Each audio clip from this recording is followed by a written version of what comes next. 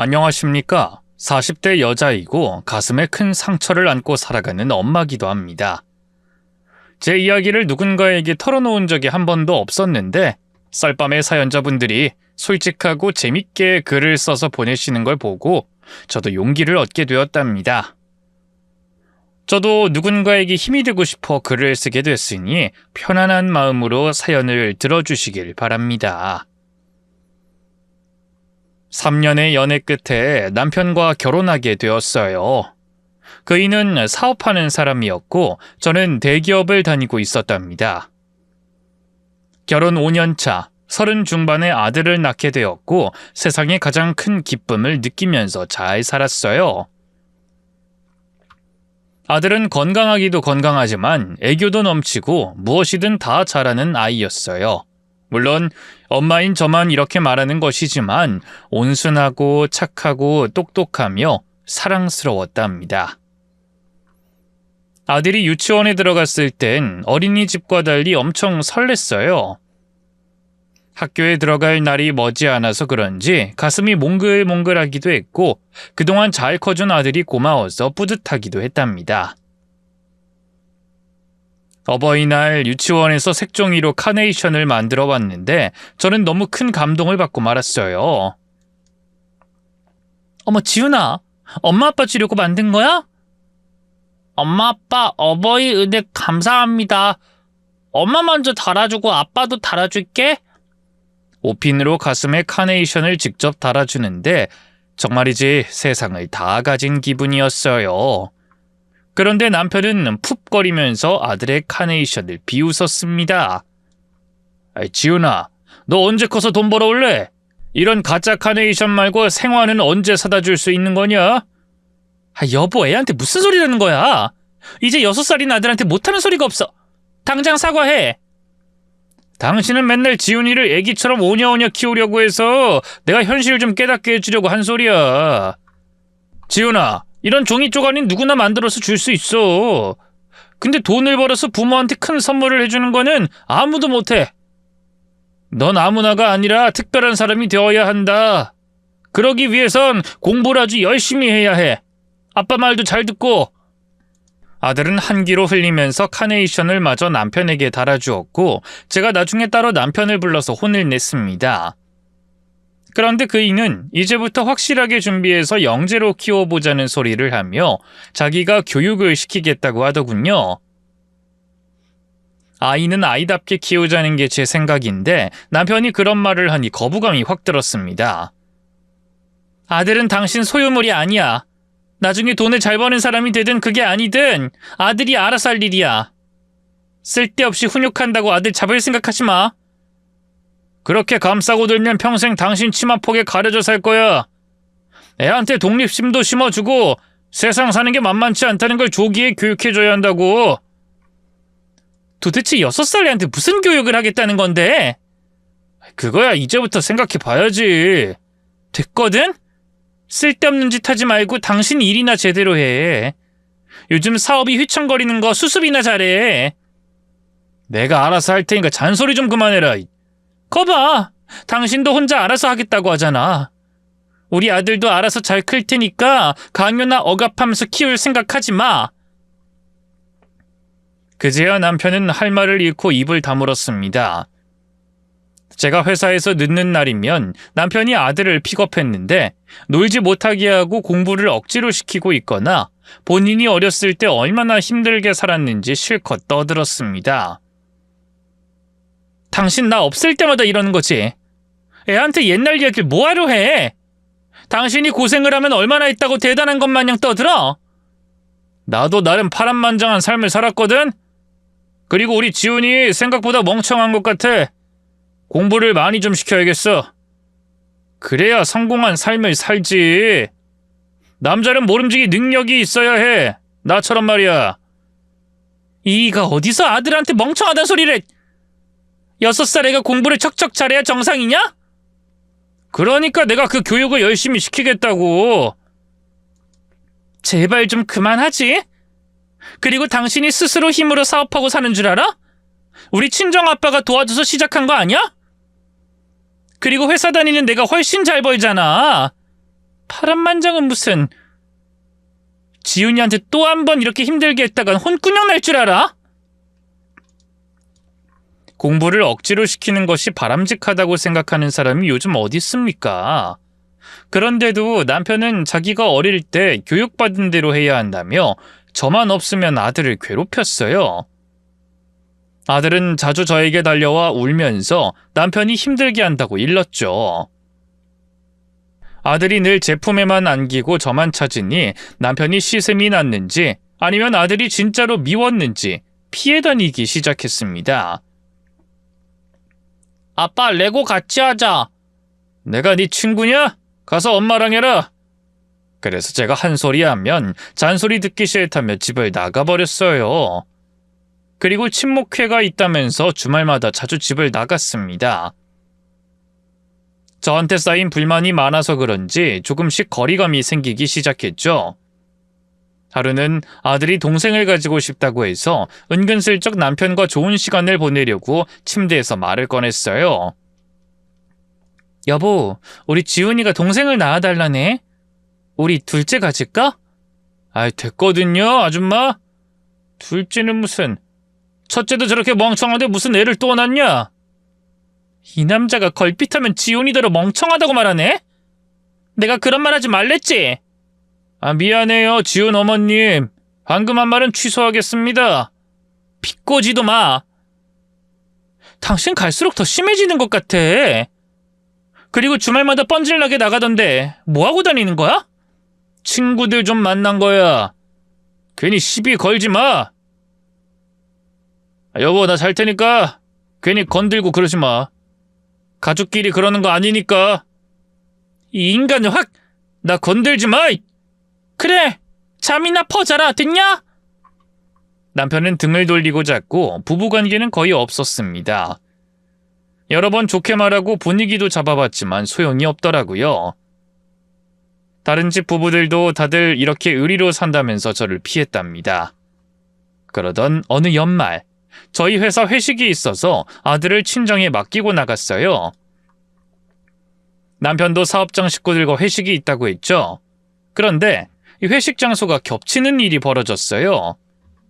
고깃집에서 남편을 마주치게 되었답니다. 여보, 여기서 뭐해?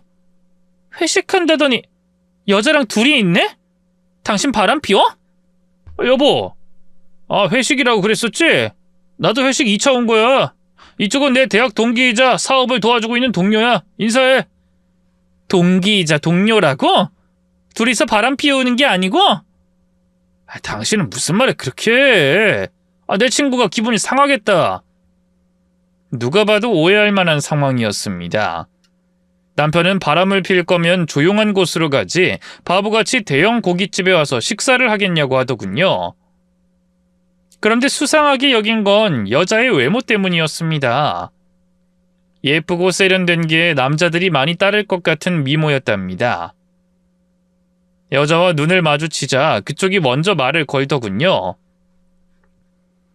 안녕하세요. 말씀 많이 들었어요. 친구가 맨날 와이프가 잔소리가 심하다고 흉을 보던데. 이게 인사를 하는 건지 사람 무안 주는 건지 기가 막혀서 반박했습니다. 뭐라고요? 이가 제 흉을 보고 다닌다고요? 당신 남한테 내 욕하고 다녔니? 진짜 못됐다. 그 말에 여자가 대답했습니다. 상태기가 대학 다닐 때는 인기도 많고 공부도 잘해서 대단한 여자랑 결혼할 줄 알았거든요. 근데 그게 아니라서 실망을 좀 했습니다. 뭐라고요? 지금 말 다 했어요? 지금 나랑 싸우자는 겁니까? 미안해요. 내가 술이 많이 들어가서 그래요. 상태가, 나 먼저 갈게. 더 있다간 실수하겠다. 그래, 조심해서 가. 방금 와이프가 한 말은 내가 대신 사과할게. 여자가 나가자 남편한테 화를 냈습니다. 당신 뭐 하자는 거야? 저 여자가 내 욕하는데 가만히 듣기만 하고 있어? 그리고 대신 사과를 해? 도대체 당신은 누구 남편인 거야? 뭐 틀린 소리도 아니구만. 왜 이렇게 성질이야? 이 남자가 진짜... 여보, 당신은 회식이나 마저 하고 와. 난 거래처 사람들 회식 자리에 들렀다가 들어갈 테니까.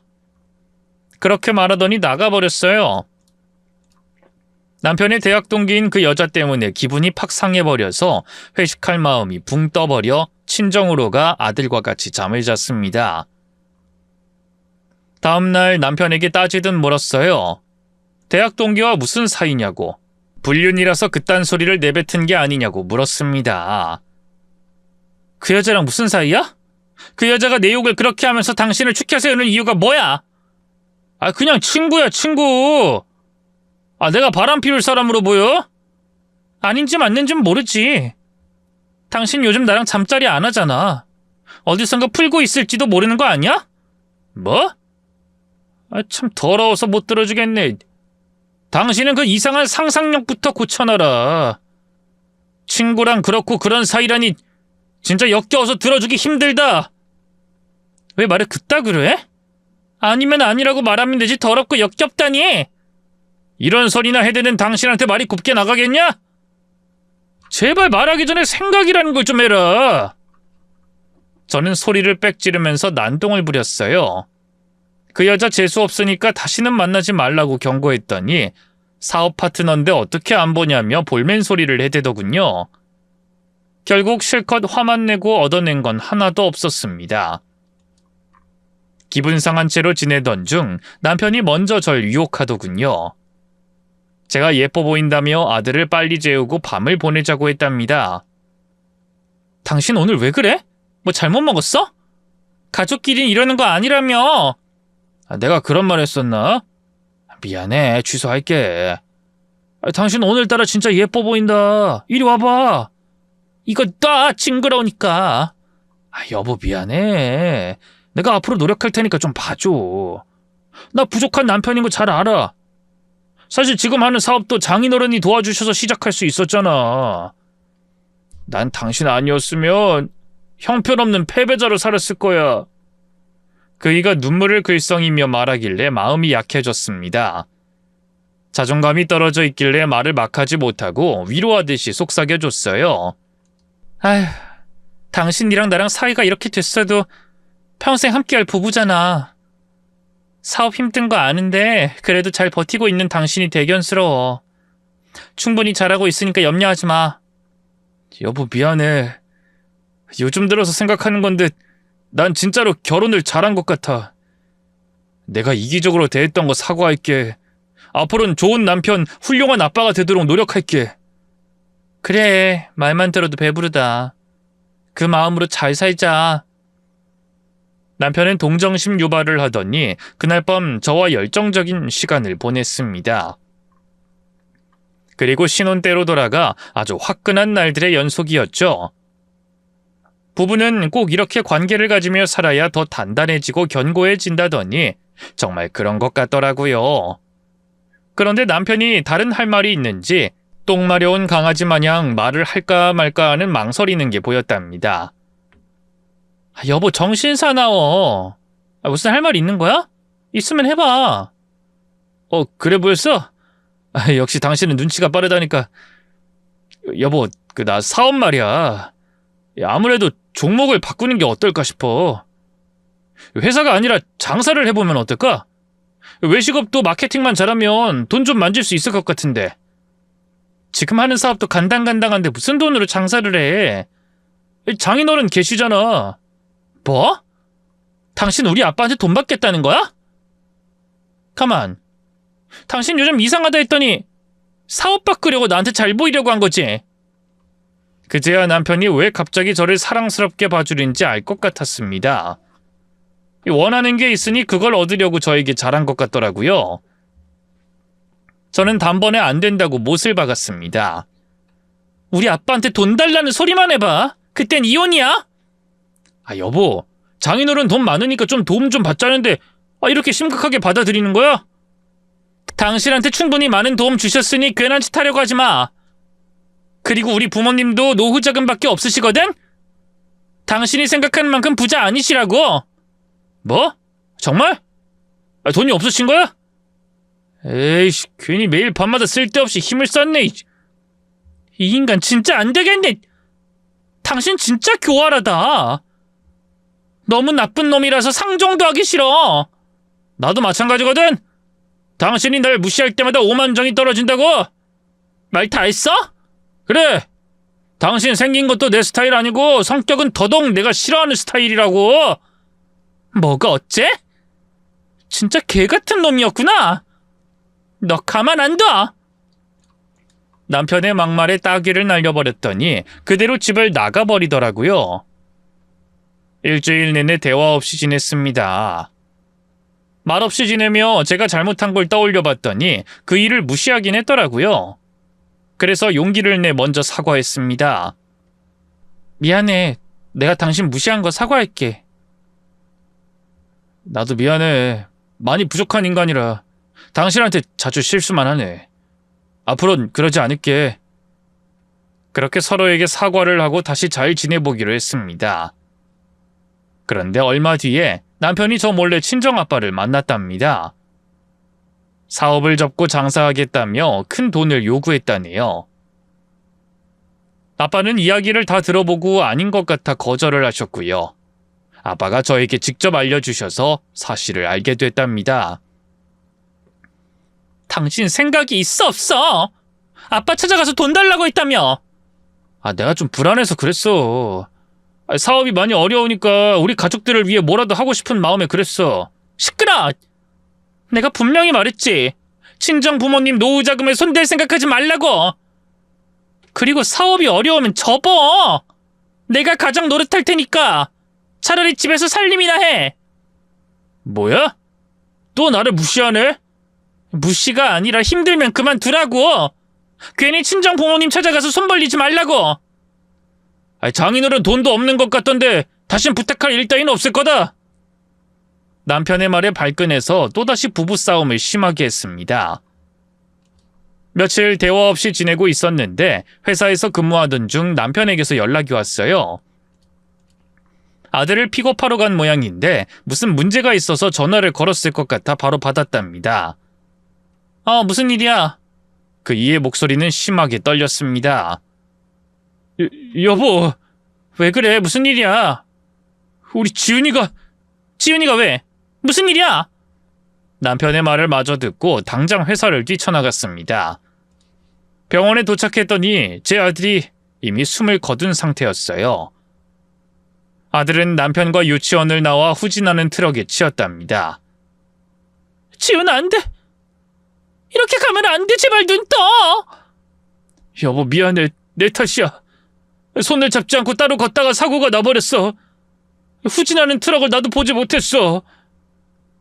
남편이 죽도록 미웠지만 당장 눈앞에 있는 아들만 바라보며 흐느껴 울었습니다. 사고로 떠난 아들의 장례를 어떻게 치렀는지 기억조차 나지 않았어요. 너무 울어서 눈앞에 뵈는 게 없을 정도였네요. 장례를 치르고 집으로 돌아와 아들의 옷을 잡고 장난감을 잡고 하염없이 울었어요. 회사를 나가지 못하는 건 물론이고 집 밖을 나가지 못하고 은둔 생활을 했습니다. 매일 누워만 있었고 눈을 뜨면 억지로 잠들려고 했었답니다. 현실을 자각하고 싶지 않았기 때문이죠. 남편은 매일 술을 마시고 취해서 들어왔어요. 길에서 자다가 왔다며 외박을 하는 날도 잦았고요. 저희 부부의 영혼은 완전히 파괴가 되었고 파국을 향해 달렸습니다. 남편의 얼굴을 볼 때마다 아들을 사고나게 만든 것이 떠올랐어요.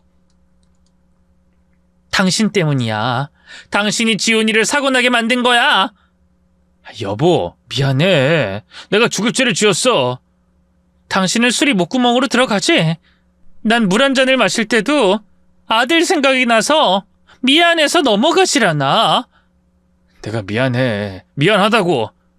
정말 시간을 되돌려서 지훈이를 살리고 싶은 마음뿐이야. 근데 시간은 되돌리지 못하지. 당신 얼굴 보니까 부하가 치밀어. 남편을 끝까지 탓하는 저에게 문제가 있다는 걸 압니다. 하지만 남편을 도저히 용서하기가 어려웠습니다. 매일 그의 얼굴만 보면 괴롭히듯이 말했죠. 석 달 동안 시달린 남편은 저에게 이혼장을 내밀었습니다. 여보, 아무래도 안 되겠어. 당신 나를 보면 평생 이렇게 망가진 채로 살아갈 것 같아. 우리 갈라서자. 원망스러운 내 얼굴 그만 보고 당신 새 인생 살아. 마치 이혼을 기다려왔던 사람 같네. 새로운 인생을 살라고? 지훈이 없이 어떡해? 그만 좀 해. 나도 충분히 힘들고 괴롭다고. 당신만 슬픈 거 아니야. 나도 자식을 똑같이 잃었단 말이야. 나만 보면 당신 속이 그렇게 썩어가는데 어떻게 같이 살아? 여보, 내가 천벌 받을 놈이라는 거 알아. 살아가면서 벌 받을게. 당신도 나를 떠나서 새 인생 살아. 연신 이혼하자는 남편 말을 듣고 헤어지는 것이 서로를 위한 것이라는 걸 깨달았어요. 그래서 이혼 도장을 찍고 남남이 되었습니다. 재산은 반으로 나누고 헤어졌는데 그래봤자 집을 팔아서 나누는 것뿐이어서 특별히 정리할 것이 없었어요. 남편 사업은 망하기 직전이고 제 재산은 제가 관리했으니 아주 간단하게 이혼했답니다. 여보, 아무것도 주지 못하고 이혼해서 미안해. 됐어, 그만 가봐. 잘 살고 건강 잘 챙겨. 당신이나 알아서 잘 살아. 그래, 다음에 보자. 아니지, 우린 다시 안 만나는 게 좋겠다. 당신 날 보면 또 아들 생각이 날 테니까. 이만 가볼게. 잡소리 그만하고 가라고! 이혼 후 회사를 그만둔 채로 아들의 납골당 근처에 집을 마련했어요. 매일 아들을 찾아가서 보고 돌아오는 것이 저의 일과였죠. 그나마 아들이 근처에 있기 때문에 몸을 움직였던 것 같습니다. 그러다 마트도 다녔고 조깅도 했고 심리센터에 가서 치료도 받고 명상도 하면서 차차 몸과 마음을 치유했습니다. 1년 뒤 아들을 가슴에 묻을 수 있었고 다시 사회로 나갈 수 있었어요. 경력직으로 이력서를 이곳저곳에 넣다가 괜찮은 중소기업에 들어가 일을 시작하게 되었습니다. 하던 일이 비슷해서 금세 적응했고 사람들과도 빨리 친해졌어요. 이젠 웃을 수도 있었고 배가 고프면 먼저 밥을 먹자고 말도 꺼낼 수 있었답니다. 길을 걷다가 동창생을 만나게 되었어요. 제 결혼식 때도 아들 돌잔치 때도 왔던 친구였죠. 반갑게 인사를 하며 안부를 묻더군요. 이게 누구야? 깜깜무소식이었던 혜림이 아니야? 그동안 어떻게 지냈어? 연락은 왜 두절된 거야? 아, 여정이구나. 오랜만이네. 잘 살고 있지? 나야 애가 셋이라 무지하게 바쁘게 살지. 사내 애들만 키워서 엄청 힘들어. 넌 어때? 아들 지연이 잘 커? 네 남편은? 저는 뭐라 대답해야 할지 모르겠더라고요. 아들이 세상 떠났다는 말을 입 밖으로 꺼내기가 어려웠습니다. 그래서 그냥 이렇게 대답했습니다. 응, 다 잘 지내. 아들도 남편도 건강하게 잘 있어. 기집애 잘 살고 있으면 카톡이라도 한 통하지 그랬냐. 동창들이 다 네 걱정하고 있었어. 1년 넘게 깜깜무소식이어서 무슨 일이라도 있는 줄 알았다고. 미안해, 먹고 사느라 바빠서. 아무튼 여정아 반가웠어. 난 지금 가봐야 해. 그래, 다음 동창회 모임 땐 꼭 나와. 알겠다고 대답했지만 제가 동창회에 나갈 일은 없었습니다. 그런데 하늘의 장난인지 또 길에서 다른 동창을 만났어요. 안부 인사를 하길래 똑같이 대답했답니다. 그러자 친구가 제 손에 결혼 반지가 없는 걸 보고 묻더군요. 너 잘 사는 거 맞아? 얼굴이 많이 까칠해 보인다. 남편이랑 아무 문제 없는 거 맞지? 잘 살아. 현아야, 우리 다음에 보자. 내가 바빠서. 잠깐 혜림아. 네 남편 사업하지? 우리 남편도 사업하는데 도움이 좀 돼줄 순 있을 것 같아. 네 남편 연락처 알려주면 연결시켜줄게. 아니야, 괜찮아. 도와주지 않아도 충분히 잘 살아. 그러지 말고 알려줘. 예전에 내가 너한테 신세 진 것도 있는데 한번 연결해줄게.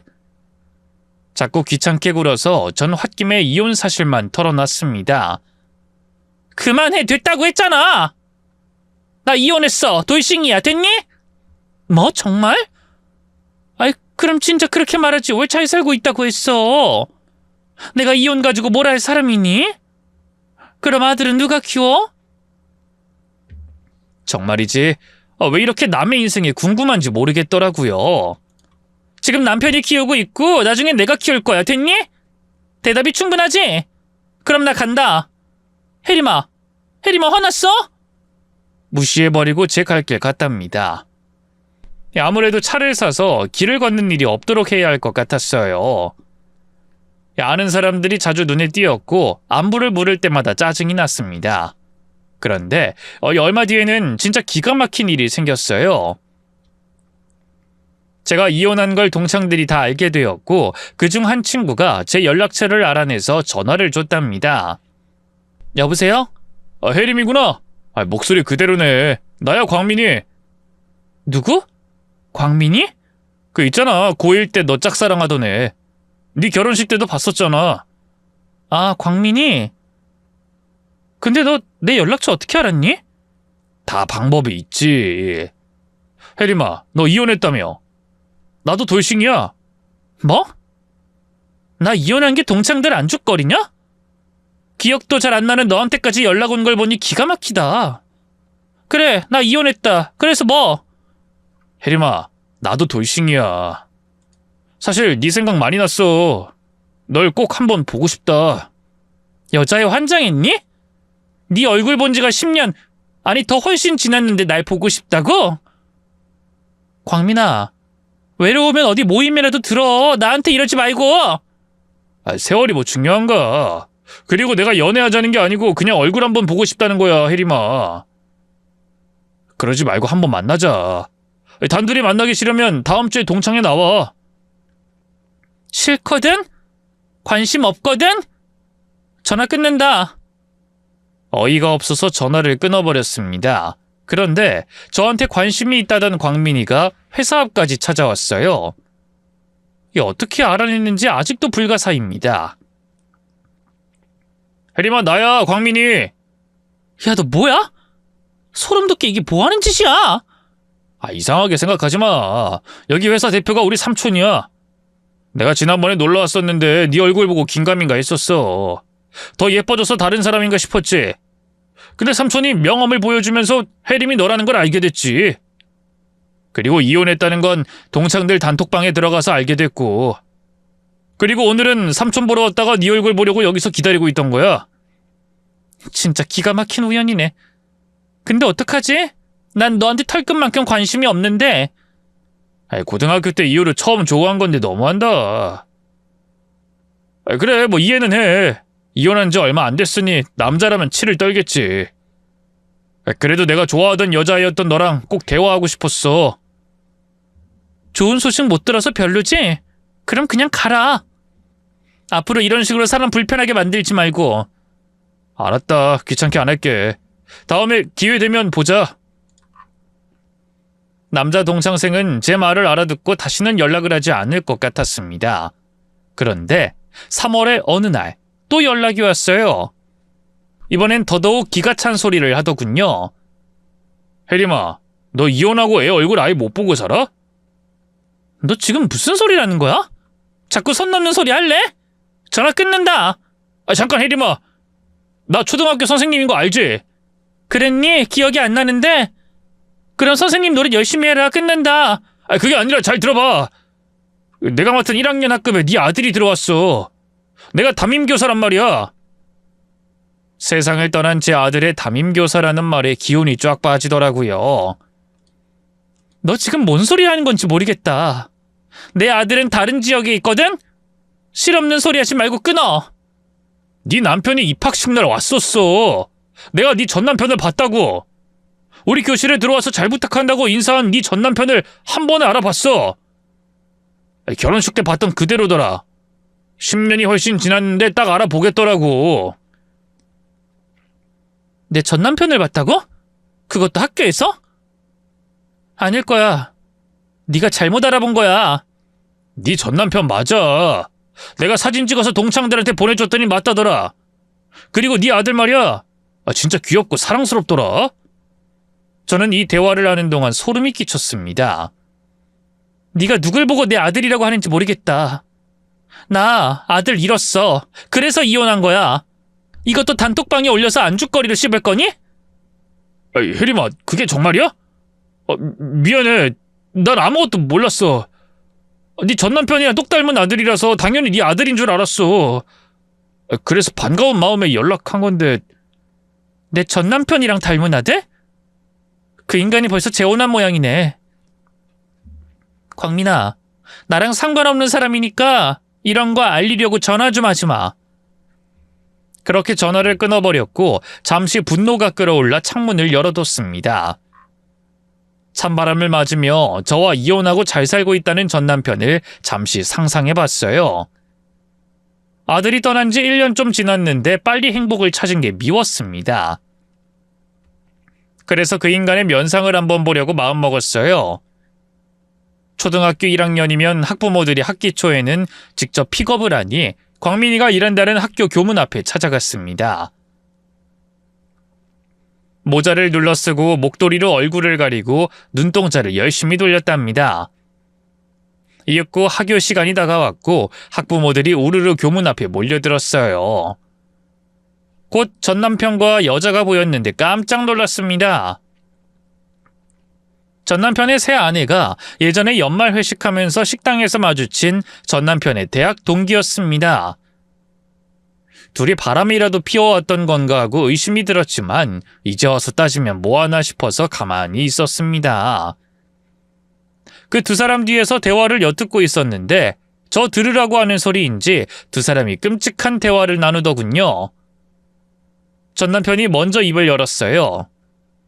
달링, 우리 아들과 당신과 셋이 사는 거 아직도 난 꿈만 같아. 나도. 자기가 이혼 안 하고 버티고 있어서 얼마나 실망이 컸던 줄 알아? 당신 솔직하게 말해봐. 평생 이혼 안 하고 두 집 살림하려고 했지? 아니야. 이혼은 무조건 하려고 했어. 근데 내 능력이 부족해서 처가에 돈 좀 받아내고 장사 좀 해서 돈 벌면 그때 자기한테 가려고 했던 거야. 내가 전처랑 결혼한 이유 잊었어? 자기랑 사귀면서 그 여자랑 결혼 선택한 이유 모르냐고.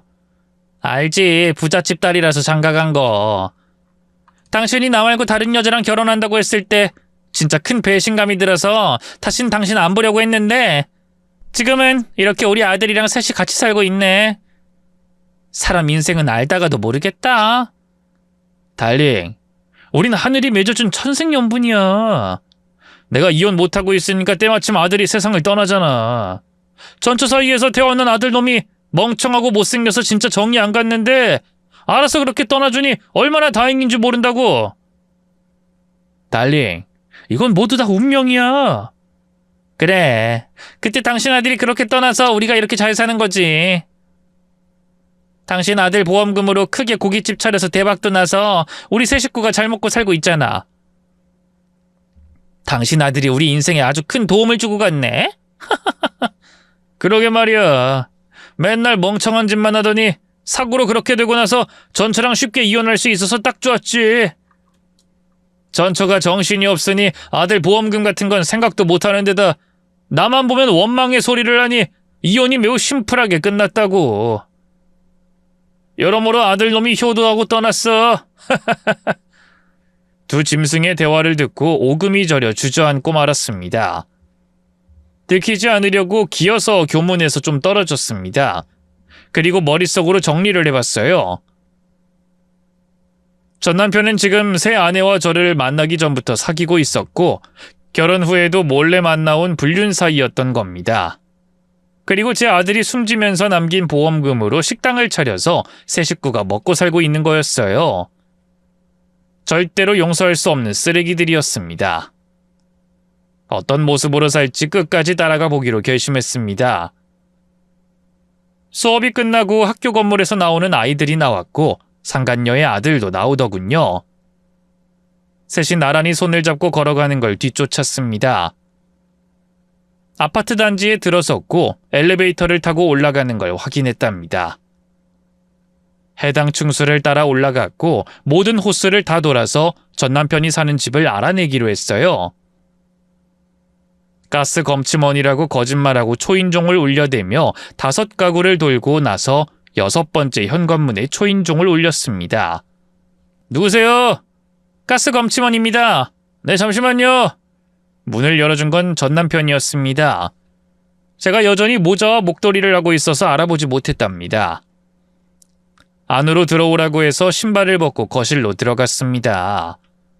벽에 걸린 가족 사진을 쭉 훑어보며 가만히 서 있었습니다. 저기 아줌마, 가스 검침원이라면서요. 어서 검사하고 나가주세요. 상간녀 아들이 네 친아들이었구나. 애기 때 사진에 니놈 얼굴도 박혀있네. 뭐야? 당신 누구야? 모자와 목도리를 벗고 제 얼굴을 보였습니다. 당신, 지훈 엄마! 당신이 여긴 어떻게 온 거야? 왜 찾아온 거야? 어떻게 사는지 궁금해서. 근데 진짜 쓰레기처럼 잘 살고 있었구나. 나와 결혼해서 저 상간녀와 쭉 만나온 모양이지? 애까지 낳고 두 집 살림한 거야? 아니 그게 어떻게 된 일이냐면 아니지. 내가 이걸 왜 설명해야지? 우린 이혼한 사이잖아. 이제 와서 따져서 뭘 할 건데? 뭐? 이 나쁜 자식. 지훈이 낳고 상간녀 아들 낳고 두 집 살림한 것도 모자라 내 아들 보험금으로 가게 차렸다며. 네가 그러고도 사람 자식이냐? 아이씨 어디까지 알고 있는 거야.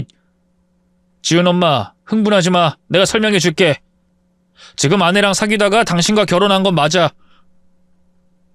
근데 그때 헤어졌는데 당신이 임신할 무렵에 지금 아내랑 한번 만나서 잠 잤어. 그땐 만취해서 아무것도 기억 안 나. 근데 임신을 했다 그러더라. 난 당연히 안 된다고 했는데 내가 이혼하고 올 때까지 기다린다고 해서 두 집 살림 한 거야. 변명 한 번 더럽네. 그래서 내 아들 목숨값으로 저 여자 아들 먹여 살리고 있냐? 이 쓰레기 자식아? 내가 정신을 놓고 사니까 보험금 받고 이혼 요구하고 이렇게 잘 차려놓고 살고 있던 거냐고. 아이 지훈 엄마 다 끝난 이야기잖아. 이제 와서 따져서 뭐해. 아니 끝 아니야. 솔직하게 말해봐. 지훈이 사고 날 때 너 일부러 가만히 있었지?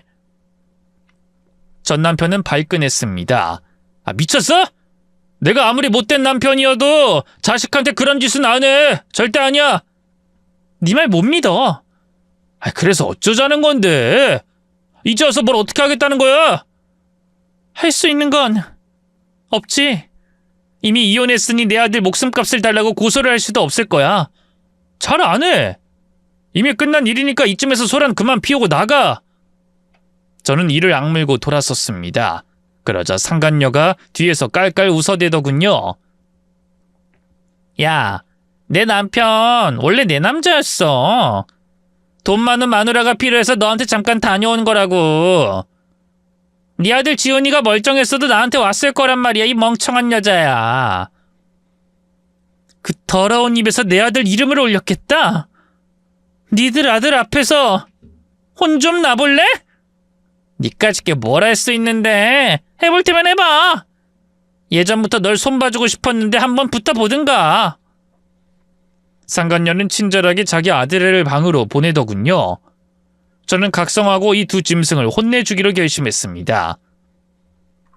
상간녀가 달려들길래 바로 거실벽에 걸려있던 큰 가족사진 액자를 빼서 상간녀 머리를 향해 내리찍었습니다. 가족사진이 찢어지고 부서지면서 액자 안에 갇혀버렸죠. 그리고 싸대기를 날리고 코를 물어뜯었습니다. 아이 내 코! 우리 가족사진! 여보 저 도라이 좀 어떻게 해봐! 아이 지훈 엄마 이게 뭐하는 짓이야! 네 마누라가 먼저 시작했거든? 거두절미하고 너도 덤벼봐! 한설인 엄마가 얼마나 무서운지 보여줄 테니까! 전 남편이 주먹을 들고 휘두르길래 뒤로 피하며 진열장에 있던 장식용 거북이 돌을 잡아서 집어 던졌습니다. 그의 면상에 명중했고 눈을 뜨지 못하고 바닥에 주저앉더군요. 양손으로 귓방망이를 흠씬 갈겨줬습니다. 이 짐승보다 못한 놈! 두 집 살림도 모자라 내 아들의 보험금으로 상간녀와 상간녀 아들을 먹여 살리고 있어? 내 아들이 하늘에서 보고 얼마나 슬퍼할지는 생각도 안 해봤냐? 아이 그만 좀 때려 이 멍청한 여편네야. 사람은 죽으면 끝이야. 하늘에서 보긴 뭘 본다고 그래. 그리고 당신의 멍청한 아들놈은 정이 가지 않아서 별로 생각도 안 나거든? 이런 개만도 못한 놈이 지훈이 아빠라니. 정말 끔찍하다. 너와 저 여자 가만 안 둬. 오늘 내 손에 돼질 줄 알아. 공격을 멈추지 않고 실컷 패주고 있었는데 방에 있던 상간녀 아들이 거실로 나와서 엉엉 울었습니다. 우리 엄마랑 아빠 그만 때려요. 응아, 응아. 니들 아들이 살렸다. 앞으로 어떻게 살지 모르겠지만 행복하진 못할 거다. 이 여편 내가 어디서 되먹지 못한 막말이야. 꺼져. 당장 꺼져. 다음에 내 눈에 띄면 그땐 내가 당신을 혼내줄 거야. 다음에 또 보게 되면 피하는 게 좋을 거야. 난 잃을 게 없는 사람이라 겁이 없거든. 기만하고 교만한 짐승들아. 생지옥이 뭔지 반드시 느끼게 될 거다. 상간녀 아들만 아니었으면 진짜 무슨 짓을 저질렀을 겁니다. 아무튼 혼쭐을 내주고 나오는 것 말고는 아무것도 하지 못했어요.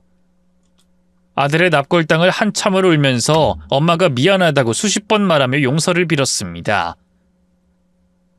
엄마가 유치원에 널 데리러 갔어야 했는데 미안하다 지훈아. 널 그놈한테 맡기는 게 아니었어. 지훈아 미안하다. 널 지켜주지 못해서 진심으로 미안해. 나중에 또 올게 아가. 사랑한다. 그렇게 다시 일상으로 돌아갔고 제가 알게 된 진실을 매일 각인하며 지냈어요. 언젠가는 꼭 큰 벌을 받게 해달라고 마음속으로 소원을 빌었답니다. 그런데 그것도 몇 번 하고 나니 제가 힘들더라고요.